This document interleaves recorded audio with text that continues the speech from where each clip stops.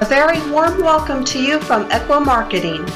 This presentation is brought to you by Equa.com, a leader in digital marketing. I'm really happy to have former Marine, Richard Rierson, with me today, and he's somebody who has taught a lot about leadership, both when he was in the military as well as afterwards, and he has helped and worked with tons and tons of interesting leaders. So, Richard, I'm so glad you took the time to talk to me today. Welcome. Well, thank you for bringing me on your show. It's a great honor to be on both shows. Thank you so much. Thank you, Richard. So why don't we get started, with your life story? Tell us a little bit about yourself and your experience with the Marine Corps. Oh, yeah, sure. I mean, I think, from a leadership perspective and kind of what brings me so passionate talking about leadership and applying leadership in everyday life really begins with the Marine Corps. When I was in college, I was on the rowing team, and there was a guy I was rowing with, and he had a USMC sweatshirt on, and he had long hair, and I said, "Oh, were you in the Marines?" And he said, "Well, I'm going into it. I went to officer candidate school. I'm going to be a pilot in the Marine Corps." And I didn't even know the Marine Corps had airplanes, didn't know anything about it. And long story less long, the recruiter he was telling me was going to be on campus the following Monday. So I went and talked to this Marine Corps recruiter. He told me about, hey, if you pass these tests, you can have a guaranteed shot at flight school. And I'd always wanted to be a pilot, but I'd put it out of my head about how this happened.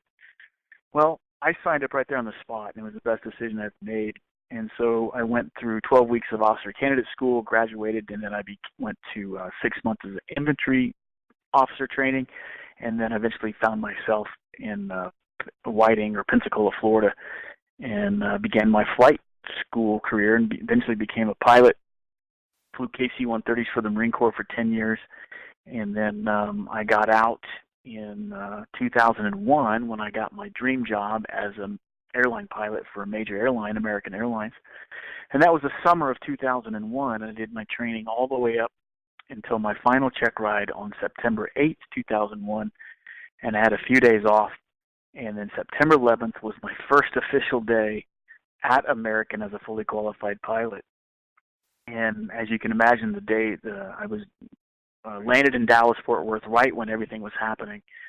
Airspace was closed down. I walked into the airport, into the pilot operations center, watched the events unfold of 9/11 like everybody else, and then less than a month later, October 1st, I was out on the street. I'd lost my job and was thrust in the corporate arena. And I remember thinking of my mindset as like, oh my gosh, what am I going to do? All I know how to do is fly airplanes. Well, I got a job as a shipping supervisor at a local manufacturer here in Wichita, Kansas. And I said, okay, I can maybe figure out shipping and receiving, and they're looking for someone to do process improvement and improve the morale of the team. And I'm like, well, surely I can figure this out. And I went there, as you can imagine, with my khaki Dockers and my J.C. Penney collared polo shirt and my short haircut. And it was like I walked onto the set of that television show, Sons of Anarchy, where everybody looked pretty rough. And it was at that moment that I remember that moment because it was up to that point I didn't realize how much the Marine Corps had taught me about leadership. And just much like the Marine Corps taught me in those 10 years, like a brand new lieutenant who is, has 9 months of infantry training, and he's faced with a platoon of guys that have been to Iraq and Afghanistan 2 or 3 times. How does that lieutenant who's responsible for these experienced guys gain the respect and the trust of that organization? And like the Marine Corps taught me, it wasn't about their position or their positional authority. It's about having this intensity of will, but at the same time having this strong degree of humility and understanding that, like the Marine Corps taught me, that the leadership doesn't really, it may begin at the top, but the real leadership begins at the middle and below. And that officer, that young officer who's inexperienced, it's that middle supervision level, that non-commissioned officer, that middle and below, that really shapes and forms that young officer. And I always liked that model, and I just kind of assumed that this Marine Corps model of leadership where everybody's taught to think, and I mean everybody is taught to think and act like a leader at varying degrees of accountability, but nonetheless everyone is taught to think and act like a leader. I just assumed that a business would be run the same way, and I came to find out in short order that it wasn't the case. And as I started investing my time for the past 15, 16 years in the corporate arena, I come to find out that there's this huge gap or these huge misconceptions about leadership and what leadership means. And there was this gap between what I experienced in the Marine Corps and what I've experienced in the civilian corporate sector. And so I've been on this kind of mission or this role to kind of close that gap and share with organizations and particularly people who don't have much experience with the military, particularly in the Marine Corps side of the house, which is what I'm most familiar with, that playbook that the warrior mindset has can bode extremely well in both the civilian and personal life when it comes to leadership. And what I mean by that is, if you look at the reason why the Marine Corps is so successful at what they do, you first have to look at, well, what are they asked to do? Well, they're in the combat business. And what is combat? It's asymmetric, it's chaotic, it's unforgiving, it's ever-changing. And the only way that you're going to thrive and survive in that type of environment is if you do what the Marine Corps does from a leadership standpoint, is if you decentralize the decision-making authority, the leadership authority, throughout the entire organization, in particular to the lowest levels, so that you have people who have on the front lines with eyes on opportunity, eyes on the enemy, are literally encouraged to make decisions without asking for permission. So you get this culture of leadership where it is more important to ask for forgiveness instead of permission. Now, corporations and corporate leaders, sometimes they get nervous when they hear that because they think, well, what's the role of the senior leader? Well, the role of the senior leader is not so much about the tactics. It's more so about setting the intent of what we want to accomplish and why. And I use the word maniacal. I don't use it lightly. They maniacally communicate. Every ounce of energy and communication and forethought, the primary objective of the senior leadership is to communicate what it is they're trying to accomplish and why. And then when you do that and you leave the how up to the middle and below, then you create this environment where you do have a culture of leadership where people are asking for forgiveness instead of permission. And you get a culture where your strategic planning and your strategic execution become a distinction without a difference. In other words, it happens simultaneously at the same time. And what you produce is this smart organization, an organization that is flexible, adaptable, able to deal with the chaotic situations. You're not bogged down in churn. You're not bogged down in processes and regulations, bureaucracy. You're a flexible, adaptable business. And I think that bodes well, that whole philosophy, either as an individual from an individual trying to become a better leader, a better person, a better citizen, a better husband, a better father, a better spouse, whatever, to an organization that has 100,000 employees trying to satisfy the investors and create a wonderful experience for their customers. So that is my long-winded answer to how the Marine Corps was vital to me and brought me to this point about talking about leadership with you today. Yeah, it's an amazing story, and I totally, of course, I didn't know much about Marine Corps till I started talking to you. I had people who had kids in the Marine Corps and stuff like that, but of course, you're the first person I'm inviting or who's on my podcast where I'm interviewing you about the Marine Corps. The couple of points I picked up from what you just told me is leadership is not from the top, it's really from the bottom, right? In the sense, giving permission to the person in the field, who's kind of fighting the battle, because the people who are literally, staying in the ivory tower are not necessarily fighting the battle at that moment. So giving them that permission, giving them the tools, giving them the training, giving them the confidence, giving them the team so that they can make those decisions together as a team as well as individuals, so they're making the best decisions. In other words, what you're saying is, we are humans. We are not machines. We are not computers. We are not animals. Humans have a brain. We can think. So it's a leader's job is to create the environment where we want to think and we can think and we have the confidence, because the leadership is going to back us up.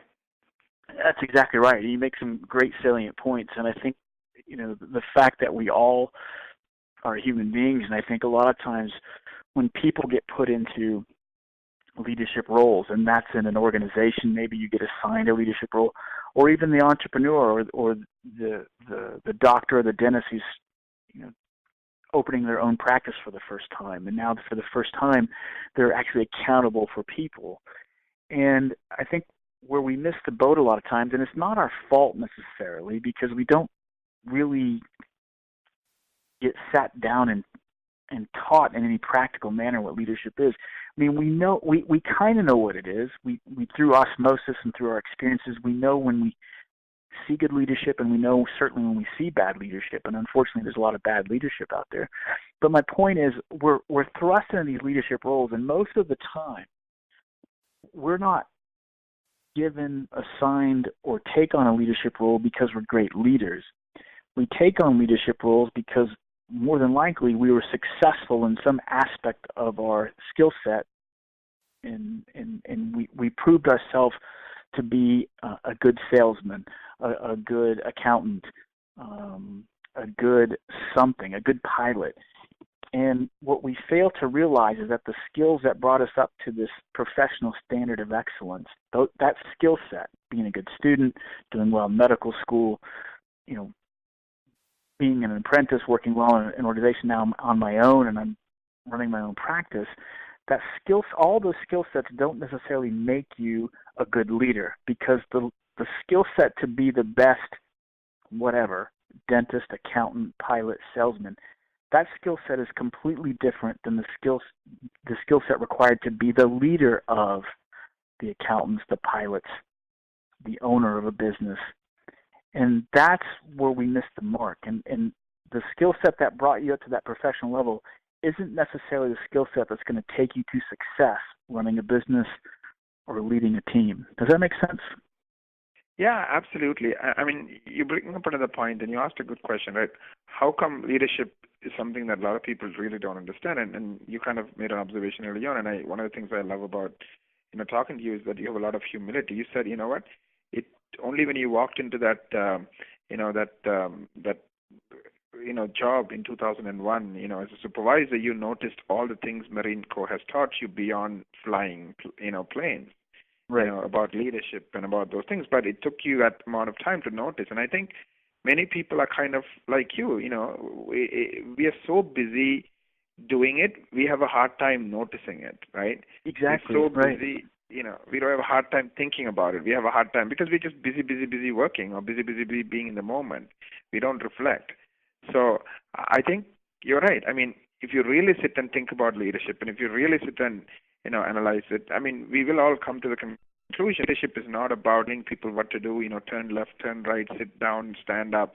It's really empowering people so they can make those decisions. They can decide what to do, when to do, how to do it, and with who to do it with, right? But we just don't give it enough time, and we don't think about it. Well, it's exactly right. And to your point, again, and particularly look at the professions, whatever the profession is, myself becoming a pilot, a dentist making it all the way, towards finally owning his practice. I mean, we're talking years of study and practical application, right? It just does not happen overnight. And so we put this huge emphasis on this talent. Again, it takes a certain degree of discipline to become a pilot, to become a dentist, to become a doctor. We get it. I mean, this is a profession. This takes 8, 10, a decade or more to reach really a basic competent level, right? I mean, we're talking, 8 to 10 years, and you're finally able to, in the case of a pilot, now you're an aircraft commander, you're responsible. That's a long time, right? And so you put a lot, and same with a dentist or a doctor. And it never ends, right? It's a constant learning process until the day that you stop doing it. But the point is, we put so much emphasis on talent, and that talent is what we think is what drives success or what drives the significance.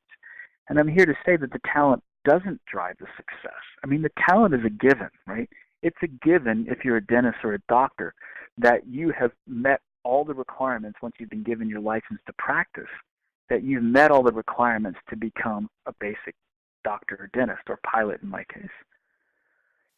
But it takes but that doesn't sustain you. There has to be something else. It's talent is a given. You got to earn your success, and the way you earn your success is through leadership. Eventually, leadership is what's going to drive the significant result that produces an outstanding practice, or a one that is just that you leave behind a legacy.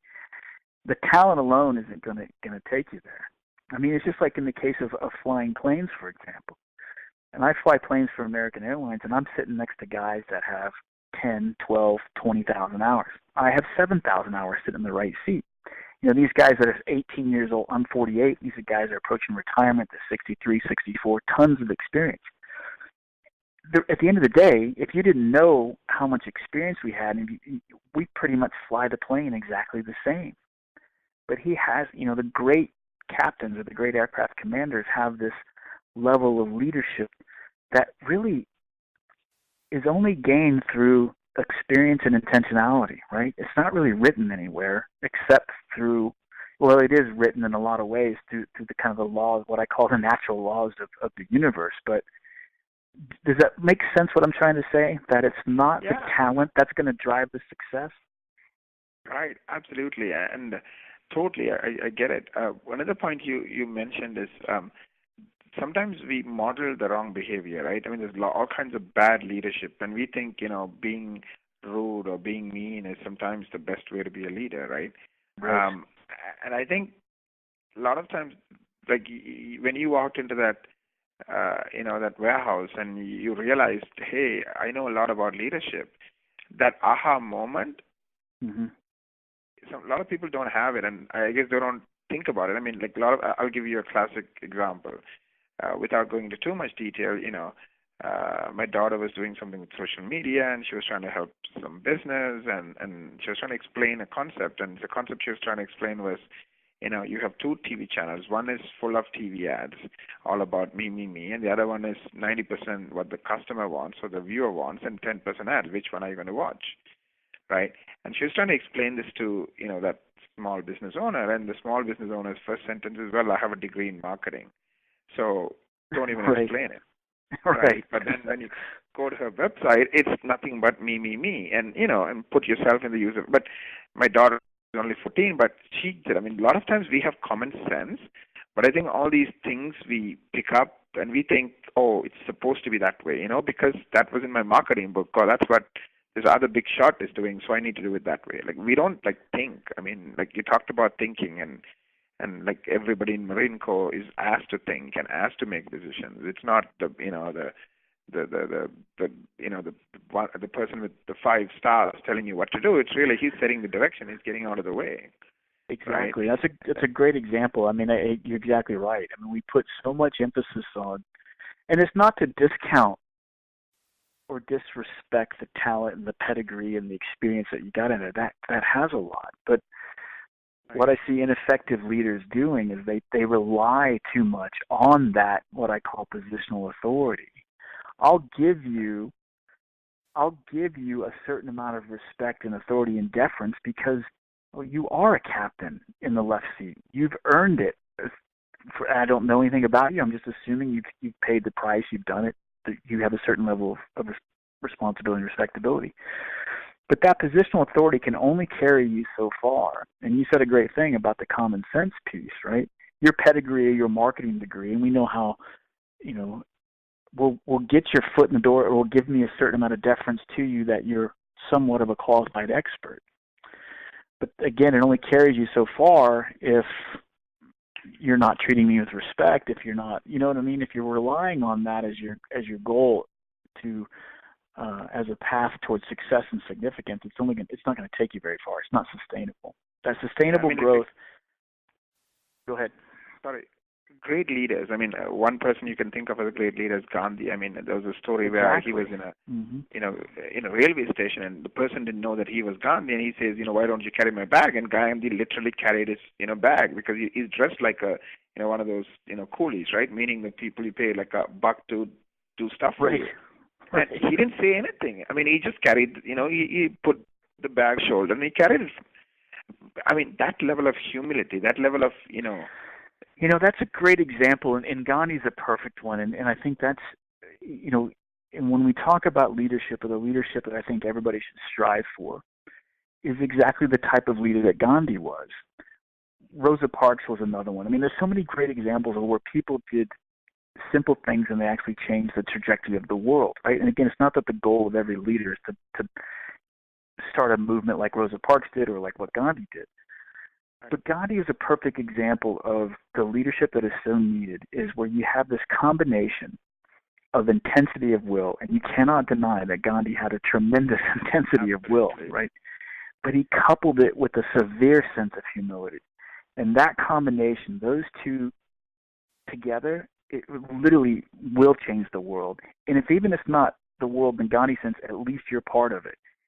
That is the goal that I think everybody should strive for, this intensity of will. But that intensity of will is not for what most people think about leadership. It's not about personal ego or personal gain. It's about the intensity of whatever the cause is for the greater good. For this, there's a lot of sacrifice. There's a lot of selflessness, of course, which Gandhi emulated to a T. Purpose over ego, right? He had a purpose, and he was willing to put that first. And and that intensity of will towards the purpose, as opposed to him and his ego. He put his ego last. I mean, you think I'm a servant? Fine, that's okay. That's not what I'm here for. I'm here to do what I'm about to do, my mission. That's right. And Gandhi's a perfect example of where, in this thing, it almost gets into the spiritual realm, which I do think is an important aspect of leadership, by the way.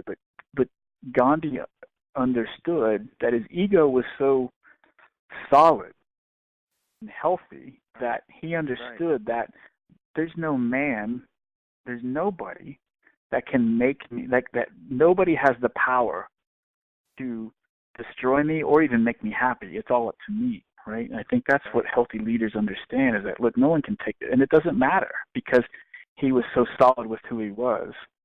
And Gandhi's a great example, for sure. Right. If I can go back to that story you mentioned when I met the shipping and receiving role for the first time. And, I had that, there's a little story behind that, which I think is relevant to what we were talking about. And when I was walked out to that group, and I did have a sense at the moment, like, what am I going to tell this team? These 25 guys who, again, were pretty rough and tumble, and I did not, and you can imagine as they're looking at me, and I had this idea of like, hey, well, I'll talk about my Marine Corps experiences. They're going to be impressed by all the talented things that I've done, right? So even I was guilty of, but when I saw that and I walked in there, I'm like, these guys do not care anything about me. They don't care about what I did. They don't care about my grade point average. They don't care about my accomplishments in the Marine Corps. And as you can imagine, they were looking at me with a great deal of skepticism. And the forklift supervisor, who really was looking at me with an evil eye, a guy named Big John, and he was, 6'2", 250 pounds, tattoos, braided ponytail, motorcycle vest, bandana, lumberjack beard, and he's looking at me like, and I just, at that instant, remember catching his eye, and I'm thinking, I'm not going to, everything I'd planned to say at that point, I just stopped, and I just introduced myself, and I said, hey, I'm here, what do you guys need? And he said, what do you mean, what do we need, college boy, is what he said. And I said, hey, look, you guys are the experts here. I got a lot to learn. What is it you need? And again, that was just the Marine Corps kind of saved me, because that's the exact kind of things that we would hear from these senior enlisted guys. Hey, when you approach, this is what will gain you the respect, is that humility to say, hey, I'm the student here. Please teach me how this place runs. And in exchange, what I promise you is I will be accountable for everything, for every single one of you, the good and the bad, particularly the bad. I have your back. That's the price for that admission, right?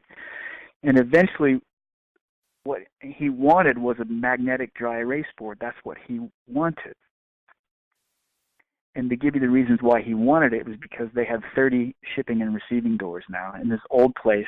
They just moved into this facility about 3 months prior. Brand new, state-of-the-art facility. prior to that, he had 3 doors. So he had 10 times as many doors. He said the challenge was his third shift guys were pulling loads all night through the warehouse, building up these loads, setting in front of these 30 doors, sometimes 2-3 orders deep behind each door. In the morning, Walmart, Home Depot, Lowe's, the truck drivers would come in, and they're here to pick up load XYZ. And his guys would be walking the floor, the first shift guys, from the walking through all these hundreds of loads behind these 30 doors, trying to find load XYZ. And his idea was if he had a magnetic dry erase board with little rectangular magnets, he could mark off 30 spots on his magnetic board. The third shift guys, when they put a load behind door 15, for example, second row back, they would write it on the load number on the little magnet, and they would put it up on the door so the guys behind the desk would know instantly where everything was. And I said, that's brilliant. But I had to throw even mine, as leaders, I got the big idea. He said, hey, I'm a computer science major. We can do this, spreadsheet, access database, all these things. And he goes, no, you don't get it. I just want a magnetic dry erase board. I've been asking for it for months. So I relented. I said, absolutely, this is what I got. So I got him that board, and it ended up, and this guy, John, who looked mean as hell, he was such a compassionate leader to all his folks, had all the respect of all the groups. He cared about everybody. He cared about the business. He cared about perfection. And the fact that I just got on that board, and he told me about 2 months later, and we developed a pretty strong relationship, and he goes, you're the first guy in 20 years that's ever asked me what it is I needed. And that floored me. And I don't tell that story to think, oh, look how great I was and this and that noble, and quite the contrary. But it shocks me that as simple as some leader asking what your people on your front line need rarely happens. And so anyway, I just wanted to share that aspect of the story to kind of drive home some of the points that we've talked up to this point. Yeah, exactly. I mean, it makes a ton of sense. It's just leaders are here to make the people that they serve better, right? And so you are the servant. I mean, real leaders are people who look at themselves as, I'm here to make everybody around me better. I'm not here to tell people what to do or do an ego trip on them and make them feel small. I'm here to make them feel big. I'm here to help them be big, right? That whole mindset. Yeah, you raise a great point. I think a lot of times when people start saying, okay, this sounds good, I want to be a better leader. And I think leadership is so easy to understand. It's so easy because the concepts really, the Marine Corp didn't invent them. Gandhi didn't invent them. I mean, these are just principles that they're almost like the laws of nature. They just exist, right? They're like the laws of gravity or some laws of physics that they're there for you to kind of just hold on to, and you can do whatever you want with them, but they're there for your taking. And I think that the reason why leadership is difficult, though, to put into play is because it demands a tremendous amount of real leadership demands a tremendous amount of authenticity, of vulnerability, and courage. And maybe I even throw in inquisitiveness too, being curious. If you have those 4 things, being authentic, being vulnerable, being courageous, and throw in being inquisitive in there, but certainly those first 3, those are just things as we as human beings, for whatever reason, because of culture, because of how we're brought up or society, we're just not that good at it, right? And I contend that if you are those things, and they see you as a human being, and it's not about you, it's always about them. Again, that intensity of will coupled with this tremendous sense of humility, man, the sky's the limit. I really believe that. And that goes for not just, even if you're just trying to lead yourself or you're leading a team of 100,000, it doesn't matter. If you can grasp onto those things, the world can be a completely different place. Absolutely. Can you share with me an experience you had, working with, let's say, a medical practice? Just tell me a story. I mean, you have a lot of experience, and I'd love to be a fly on the wall and kind of, see through your eyes. Medical practice? Yes, please. In terms of when I was in the Marine Corps or then outside? No, I mean, because you help a lot of clients, right? You work with them. Yeah, sure. You do masterminds and your experience working with the medical practice. There's a great example that I'll never. My daughter had, I have 4 daughters, And my 18-year-old, I guess this was what is this, 2017? So this was 2013. So it's 4 years ago. Yeah, 4 years ago this month to be exact. And she had a pretty severe case of scoliosis. And pretty rapid onset of curvature of the spine. And it got to the point, okay, we're going to have surgery. And of course, obviously, when something like that happens, you want to have the best. And we got all the recommendations. And there's really, here where I live, there's 2, maybe 3 doctors that do it. If I wanted to expand the region, go maybe 200, 300 miles out, I could probably get another 3 doctors in there. But in the local area, maybe 2 definitely, maybe a third that was you would invest the time in. So we went obviously with the most experienced, who we thought, yes, this is the person that's doing it forever. So we get up to the day of the surgery and the morning of, and I'll never forget, here's this old school doctor, surgeon. I guess I would imagine he's probably approaching 60, I would imagine. So he's been practicing this. He's been this specialty. He's been doing it since, I don't know, the past 35, if not 40 years, right? Maybe 35, 30 years at least.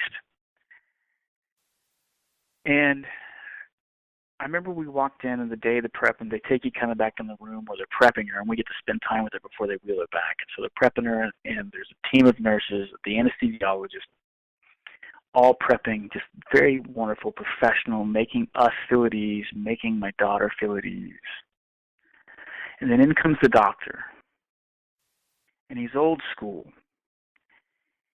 And you could almost feel like the intimidation when he walked in the room. And he was very demanding, very, very clear, made it very clear that I'm the doctor. Don't question my authority kind of aura about him. Mm-hmm. And I remember sitting there thinking, and there were other families in there, and they finally wheeled it away. And I remember, you know, and he kind of even chastised the anesthesiologist was there. He kind of chastised the nurse, this level of perfection or this or that. And they finally ended up, they wheeled her back. And everything went fine. The surgery went fine and this and that. But I remember I was sitting there, I was talking with another family that their kid was getting some sort of surgery too. Different doctor, but you know, you're kind of rooms with the 4 other families, you know, behind curtains, but you're kind of sharing there. And so I'm sitting there in the waiting room, and I was talking to this other dad, and he said, hey, how about that doctor, right? I mean, I'm like, yeah. He says, you know, and we're both kind of nervous because our kids are back there getting surgery, major surgeries. And he goes, man, if there's any doctor I'd want on my team, that's the doctor I would want. And I didn't feel the same way. In fact, I was even more nervous because of what I saw and how he interacted with his immediate team, right? His nurses and the anesthesiologist. Because he was so intimidating, because he was so old school, I kind of looked at it the same way how the flying industry has changed over the years. In other words, 1950s, early 60s, there was this aura as a pilot, whatever the captain says does, right? And there's tons of accidents where perfectly good planes have crashed into mountains and lives were lost because of that intimidating, authoritative figure, right? Whatever the captain says does. And my fear was that was the kind of guy, you know, I could imagine as you're doing surgery, you don't question his authority almost. And to me, that's frightening. Right. And I had multiple conversations with younger doctors and this and that, and they even kind of communicated with me and said, yeah, you know, that's a big struggle that we have, some of these old school doctors and some in this. And again, I get it. This type of profession, you've got a lot of ego that you're dealing with. But to me, I think, and I don't know if that's quite the story that you're looking for, but the thing that jumped out from a leadership perspective that I think is somewhat frightening, because the last thing I want, was particularly, I just remember when my daughter's life's in the hands, I want that nurse or that anesthesiologist or even that, you know, whoever is the lowest person on the totem pole in that operating room, I want them to be able to have the courage to speak up if the doctor's about to do something dumb, dangerous, or different. And sometimes when you have that authoritative mentality, you can build a wall in there, and people, the way human beings are, I've seen it from accident investigations, and I'm sure it's happened in the operating room, where people know they should have spoke up, but they didn't anyway, and something tragic happened, or worse, a big mistake happened that was embarrassing at the minimum, right? Right. And so I think, and I don't, and I've had some conversations with doctors and surgeons and hospitals said that there's a big need, particularly in the surgical field, of this kind of, like they run aircraft now, this kind of crew concept where it's not your right to challenge me, it's your obligation. And I love that mindset. And I think businesses, operating rooms, flying a plane, you need that sort of, if you're going to be a leader, you need to kind of infect the culture so people feel safe and comfortable to speak up. It's not their right to challenge, it's your obligation. So that's my thought. What are your thoughts? Absolutely. I mean, I think there are two parts to this. On one hand, you as a patient want to have confidence that you are in the right hands. So in that sense, exactly. Like let's say the doctor is an expert or, is renowned or has a great reputation. That's good, right? That's a good part of authority. And which he had, right? Yeah, exactly right. Which he had, right. Yeah. On the other hand, being somebody who's part of the Marine Corps and you're looking at, what happens, like in the real world situation, what if there's somebody behind you, with sniper? Do you want this person to tell you or not, right? Because, exactly. And if he's afraid to speak up because you told him to shut up and never say anything, then he might be afraid to tell you that there's a sniper behind you. I mean, I'm exaggerating, but you get my point, right? Sometimes you don't know what you don't know. Sometimes you have blind spots. We all do, right? So in that sense, and I think go ahead. I think that there's a perfect example of where he could be even in a more powerful surgeon. Not again, his reputation and his experience speaks for itself, and that's where that command authority, that command presence comes from. But for me, that's only part of the equation. You can really round it out and be a really amazing force is if you couple that with that sense of humility, where you're so comfortable that where that brand new intern or that, whatever, that resident is sitting there with you and he questions about what you do. And if you sit there and as an obligation as a leader, great leaders they'll say one or two things. Hey, thank you for speaking up. Or, oh, I see what you're saying, but this is why I'm doing what I'm doing. Thank you, though, for noticing that. I'm sorry, but here's why I'm doing what I'm doing, right? Because there's opportunity there for interaction and growth as opposed to this intimidation. Because absolutely. Yeah, absolutely. And I think I've been interviewing a lot of doctors who are leaders and who have a lot of experience, and a lot of them have a lot of humility. Like, in the sense, I was talking to a doctor the other day, and she's 60s, and she's a who's who in dermatology. Her name is Dr. Mary Lupo. But she was telling me that when she helps somebody as a younger doctor, she looks at it like, I'm gaining from this, I'm learning from this. And she was telling me a story where early on, she was with some younger doctors, and she's a female, and in those days you didn't have too many female doctors, so the patient called her the nurse because she was telling them what they could do differently and stuff, and she's telling the other three doctors, you're letting the nurse talk to you like this, or point out your mistakes or something along those lines. And she didn't say anything. She just laughed at it, and she just agreed with the patient and just walked away. I mean, some people, they don't take themselves too seriously, they just have that humility, and that's... Yeah, and you raise the relationship between nurses and doctors, and I've known a lot of nurses, and they say that. It's like, if I was a doctor, I would want the nurses to challenge me. I don't take affront to that. I listen, If I'm, and again, this comes from the Marine Corps and the military, and there's so many examples of it where we were encouraged to do that. I mean, you at least had your chance to speak with respect. That's the difference. I think a lot of times people come at it with a disrespectful way, and there are tactful ways to challenge. And for me as a leader, I encourage it. It made me happy when people challenged me, and say, hey, is this what you meant to do, sir? Or is this what you want to do? Are you sure about that? I can't tell you how many times my bacon's been saved by a young enlisted guy when I was flying in the Marine Corps, where they spoke up and they said, sir, I think your altitude you're given was wrong. You're supposed to be this, or you're supposed to come this heading and that. And when you respond in that way, I've seen it where you're like, oh my God, thank you. I can't believe number one, it shows that you're a human being, and then just you can almost physically see their posture difference. Like, wow, I do matter on this crew, right? It's so empowering to the younger folks or the people in different leadership roles, particularly nurses. My God, there's so many opportunities, I think, for doctors. And I get it. Some of the nurses can probably, if they're coming off disrespectful or this, that, you just got to have a thicker skin and not let your ego get in the way. And if you can sit there and say, what do you think? And you ask these nurses, what do you think? I mean, nurses are a perfect example. These are examples where they're the ones that are touching the customer the most, right? And that nurse makes or breaks that experience, whatever the case may be. They really do. It's really not the doctor. I mean, the doctor can be the icing on the cake, and they can tip it one way or the other for sure, and you need that doctor and that experience and that knowledge. God, there's so many leadership opportunities for doctors and nurses and hospitals and everything else. You see it all the time. It's so needed. And I think if the doctors look at themselves as, hey, if I'm not doing something right, and I've seen it. I've seen good and bad. I've seen examples where the nurses did challenge a doctor, and the doctors recoil because their ego got bruised or something. I just think that's kind of silly, Right. This is an amazing conversation. I wish I had more time, but I do need to wrap this up. Yeah, this is an awesome conversation. I really enjoyed our chat today.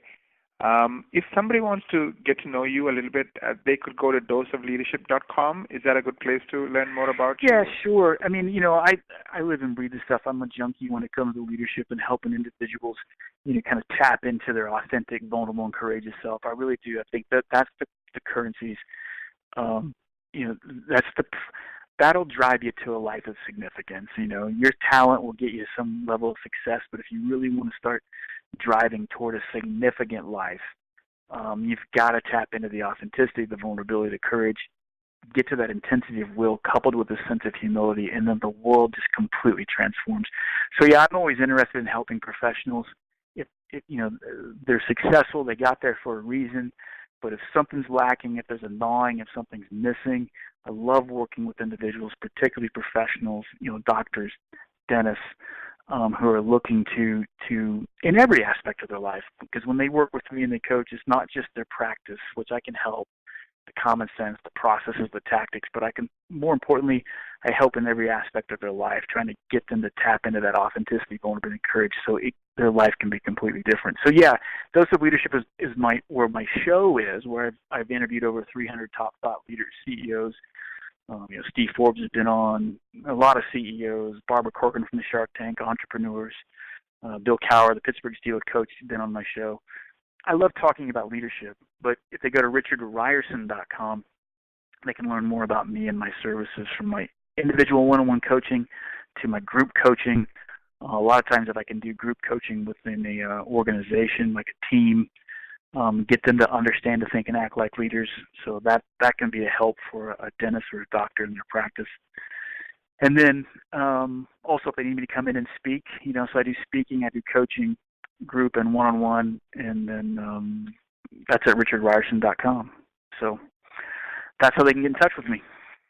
Right, so richardrierson.com, and then for your show, it's doseofleadership.com. But your personal site is richardrierson.com, which has all the information about who you are, what kind of services you provide to your clients, and how to get a hold of you. Absolutely, yep. You got it. Thank you, Richard. I'll talk to you later. Thank you. Okay, thanks, Naren. Bye-bye.